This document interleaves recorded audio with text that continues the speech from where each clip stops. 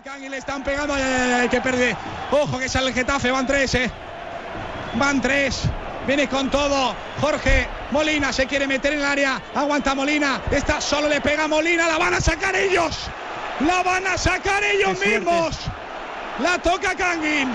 Balón para Gameiro. Vuelve Kangin. La va a poner entre líneas. Buen balón para Gameiro. Puede marcar Valencia. La pone. ¡Gol! ¡Gol!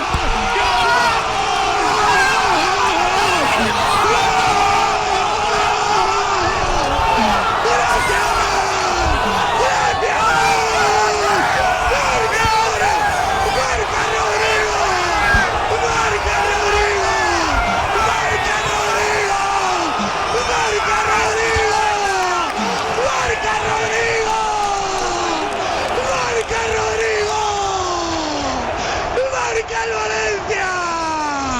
Llega el tercero de Rodrigo Moreno. El Valencia con este resultado está en semis. El Valencia con este resultado está en semis. Marca el Valencia. Llegó el tercero. Marcó Rodrigo. Valencia 3. Getafe 1. ¡Vamos, hostia!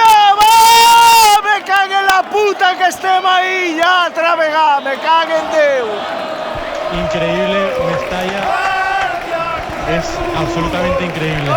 De verdad, no encuentro palabras para describir este momento. Lo que se está viviendo ahora mismo. ¡Se acabó! ¡Se acabó! ¡Se acabó! ¡Se acabó! ¡Se acabó! ¡Se acabó! ¡Final! ¡Final! ¡Sí, final!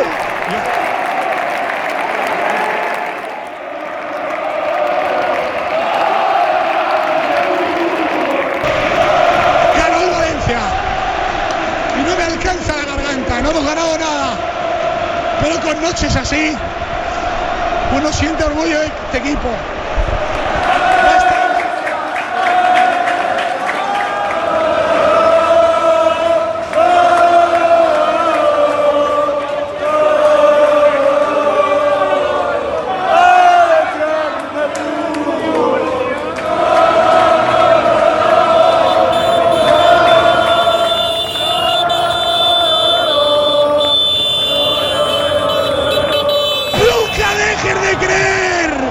¡Nunca dejes de soñar!